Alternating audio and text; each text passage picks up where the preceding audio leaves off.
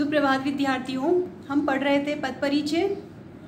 पद शब्द होता है लेकिन वह स्वतंत्र नहीं होता, वाक्य में प्रयुक्त होता है। यानी वाक्य में प्रयुक्त शब्द पद कहलाता है और जो वाक्य में प्रयुक्त शब्द है हमें उसी का ही परिचय देना है। तो वो या तो संज्ञा होगा या सर्वनाम, विशेषण, क्रिया या फिर अव्यय। संज्ञा हम पढ़ चुके हैं। संज्ञा यानी नाम, जिसका भी नाम है तो वो संज्ञा होगा। संज्ञा के 3 भेद है, व्यक्तिवाचक, जातिवाचक, भाववाचक। सर्वनाम सबका नाम, संज्ञा के स्थान पर जो प्रयुक्त होंगे वो सर्वनाम है। 6 भेद पढ़े थे हमने, पुरुषवाचक, निश्चयवाचक, अनिश्चयवाचक, संबंधवाचक, प्रश्नवाचक, निजवाचक। अब आज हम संक्षिप्त रूप से रिवीजन करते हैं विशेषण पद का परिचय। तो सबसे पहले विशेषण में हम पढ़ेंगे विशेषण क्या होता है, एक शब्द है विशेष्य क्या होता है, और एक पढ़ेंगे हम विशेषण की अवस्था। तो विशेषण जो शब्द विशेषता बताए, किसकी? तो संज्ञा और सर्वनाम की। संज्ञा और सर्वनाम शब्द की विशेषता बताने वाले शब्द को विशेषण कहते हैं। और दूसरा है विशेष्य, जिस शब्द की विशेषता बता रहे हैं। विशेषण तो क्या करेगा? विशेषता बताएगा, और विशेष्य जिसकी विशेषता बताएंगे उसे विशेष्य कहेंगे। देखो जैसे उदाहरण से समझते हैं हम। एक उदाहरण है कीमती घड़ी। कीमती घड़ी, घड़ी की विशेषता क्या है? कीमती। किस शब्द से पता चल रहा है हमें? कीमती से पता चल रहा है कि उसका गुण क्या है, उसका दोष क्या है। तो कीमती शब्द क्या हो जाएगा? विशेषण हो जाएगा। और हम विशेषता किसकी बता रहे हैं? घड़ी की। तो घड़ी शब्द क्या हो जाएगा? विशेष्य।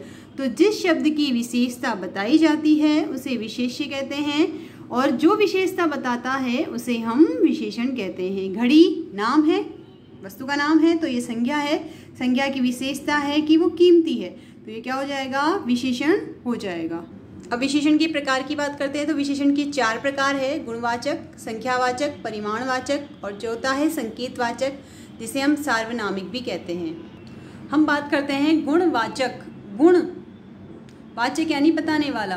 तो जो शब्द संज्ञा और सर्वनाम के गुण, अब गुण में गुण, दोष, रंग, अवस्था, आकार, स्वाद, स्थान, समय, दिशा इत्यादि का बोध कराता है उसे हम गुणवाचक विशेषण कहते हैं। जैसे ईमानदार, अमीर, गरीब, खट्टा, मीठा, दुष्ट, चोर, आयताकार, काला, पीला, नीला, हरा, ये सब किस में आएंगे? गुणवाचक विशेषण में आएंगे। जो उदाहरण लिया था हमने कीमती घड़ी, घड़ी का गुण क्या है? कीमती है, तो ये क्या हो जाएगा? गुणवाचक विशेषण हो जाएगा कीमती।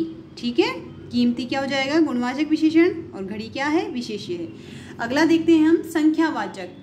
जिस शब्द से हमें संज्ञा या सर्वनाम की संख्या का पता चले, किसका पता चले? संख्या का पता चले, उसे हम संख्यावाचक विशेषण कहते हैं। अब संख्यावाचक विशेषण के 2 भेद हैं, निश्चित संख्यावाचक विशेषण और अनिश्चित संख्यावाचक विशेषण। जैसे निश्चित संख्यावाचक 10 छात्र, छात्र की संख्या निश्चित है, कितने हैं वो? 10। तो हमें संख्या पता चल रही है 10, तो 10 क्या हो जाएगा? संख्यावाचक विशेषण। और छात्र की हम विशेषता बता रहे हैं तो छात्र क्या हो जाएगा? विशेष्य हो जाएगा। दूसरा उदाहरण देखो, कई छात्र। अब हमें छात्र की संख्या निश्चित नहीं है, हमें मालूम नहीं है कितनी है, ज़्यादा भी हो सकती है, कम भी हो सकती है। कई छात्र, तो ये कई क्या हो जाएगा? अनिश्चित संख्यावाचक विशेषण हो जाएगा। अब तीसरा देखो परिमाणवाचक विशेषण। परिमाण यानी मात्रा, नाप, तौल, वाचक यानी बताने वाला। तो जिस शब्द से हमें संज्ञा और सर्वनाम की मात्रा का, नाप, तौल का पता चलता है उसे हम परिमाणवाचक विशेषण कहते हैं। परिमाणवाचक विशेषण के भी 2 भेद है, निश्चित परिमाणवाचक विशेषण और अनिश्चित परिमाणवाचक विशेषण। उदाहरण देखो, जैसे थोड़ा सा दूध। अब दूध थोड़ा सा हमने गिन के नहीं लिया, कैसे लिया है? नाप के लिया है, मात्रा में लिया है। 1 कटोरी, 2 कटोरी, 3 कटोरी, 1 लीटर, 2 लीटर। लेकिन यहाँ पे फिक्स नहीं है, थोड़ा सा कितना भी हो सकता है, तो ये हो जाएगा अनिश्चित परिमाणवाचक विशेषण। थोड़ा सा क्या हो जाएगा? अनिश्चित परिमाणवाचक विशेषण। और दूध की हम क्या बता रहे हैं? मात्रा बता रहे हैं, दूध की विशेषता बता रहे हैं, तो दूध क्या हो जाएगा? विशेष्य हो जाएगा।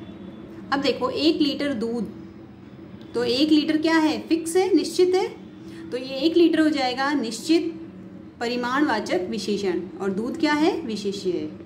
अगला देखिए अंतिम संकेतवाचक विशेषण, जिसे सार्वनामिक विशेषण भी कहते हैं। इसे सार्वनामिक इसलिए कहते हैं क्योंकि यहाँ पे सर्वनाम शब्द संज्ञा की विशेषता बता रहा है।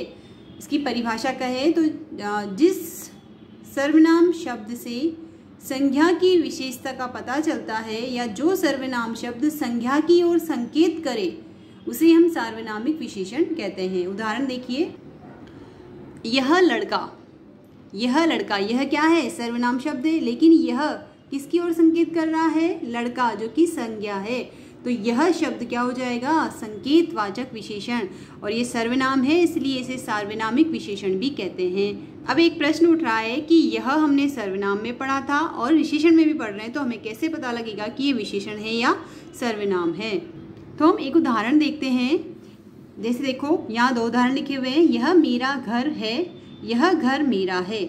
तो जो ऊपर वाला है कि यह मेरा घर है, तो यह शब्द यहाँ पे सर्वनाम है, निश्चितवाचक सर्वनाम है। लेकिन यह घर, यह के जस्ट बाद क्या आ रहा है? संज्ञा आ रहा है, और यह शब्द संज्ञा की ओर संकेत कर रहा है, इसलिए यह शब्द यहाँ पर विशेषण है। संज्ञा, सर्वनाम के अगर तुरंत बाद संज्ञा आ रही है, सर्वनाम शब्द संज्ञा की ओर संकेत कर रहा है, तो वो संकेतवाचक या सार्वनामिक विशेषण हो जाएगा। अब देखेंगे हम अवस्था के बारे में। तो अवस्था क्या होती है? किसी व्यक्ति या वस्तु की अन्य व्यक्ति या वस्तु से जब तुलना करते हैं तो उसे हम अवस्था कहते हैं। तो विशेषण की जो अवस्था है वो 3 प्रकार की होती है: मूल अवस्था, उत्तर अवस्था और उत्तम अवस्था।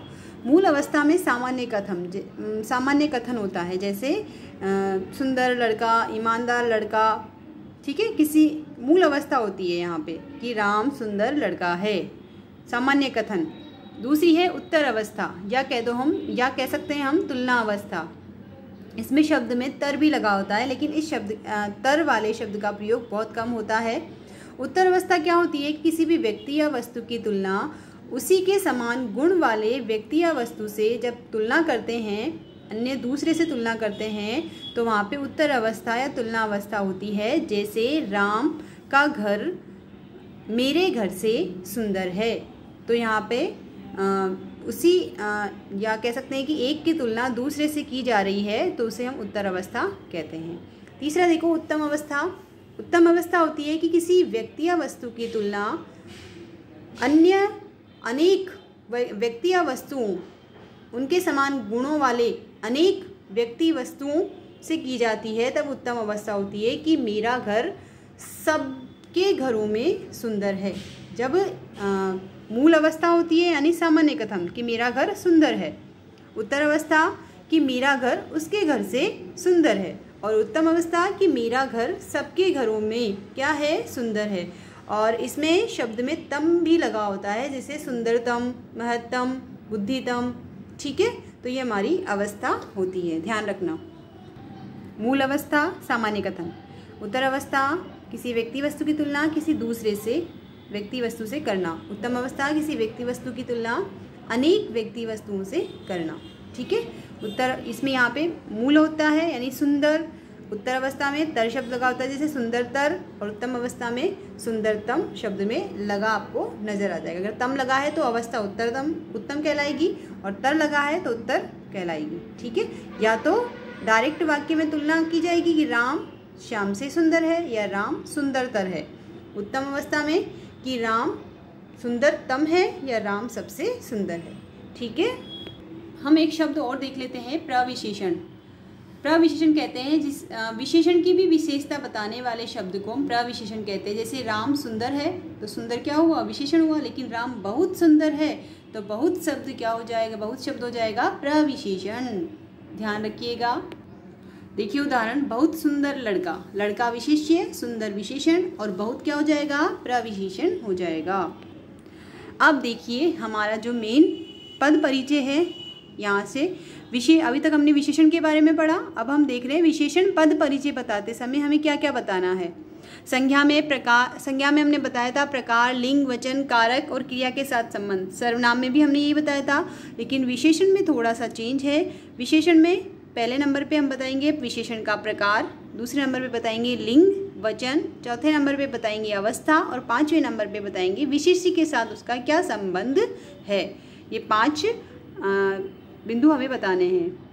देखिए उदाहरण देखिए, सुभाष पालेकर ने प्राकृतिक खेती की जानकारी दी है और अंडरलाइन है प्राकृतिक पर, ठीक है। तो देखिए प्राकृतिक खेती, खेती कैसी है? प्राकृतिक, यानी प्राकृतिक विशेषता हो गई, ठीक है। ये तो समझ में आ गया कि विशेषण है, ठीक है। अब विशेषण है तो कौन सा होगा? गुणवाचक, संख्यावाचक, परिमाणवाचक, सार्वनामिक। सार्वनामिक हो नहीं सकता, सर्वनाम शब्द नहीं है। परिमाण मात्रा नहीं है, संख्या नहीं है। अब क्या बचा? गुणवाचक। तो ये क्या हो जाएगा? गुणवाचक विशेषण। प्राकृतिक क्या हो जाएगा? विशेषण, गुणवाचक विशेषण, ठीक है। लिंग, अब देखो विशेषण में ध्यान रखना, इसका विशेष्य क्या है? खेती। किसकी विशेषता बताई हमने? खेती की। तो खेती विशेष्य है, तो खेती क्या है? स्त्रीलिंग। तो प्राकृतिक भी क्या हो जाएगा? स्त्रीलिंग हो जाएगा। तो ये क्या है? स्त्रीलिंग है, एक वचन है। और खेती विशेष्य की विशेषता क्या? गुण है। दूसरा उदाहरण देखिए, बाल गोविंद भगत की संगीत साधना का चरम उत्कर्ष उस दिन देखा जब उनका बेटा मरा। अब देखो लाइन है उसके नीचे, ठीक है। अब उस शब्द क्या है? सर्वनाम है। हम पढ़ते ना उसके, हमने कल ही पढ़ा था, उसके, उनके।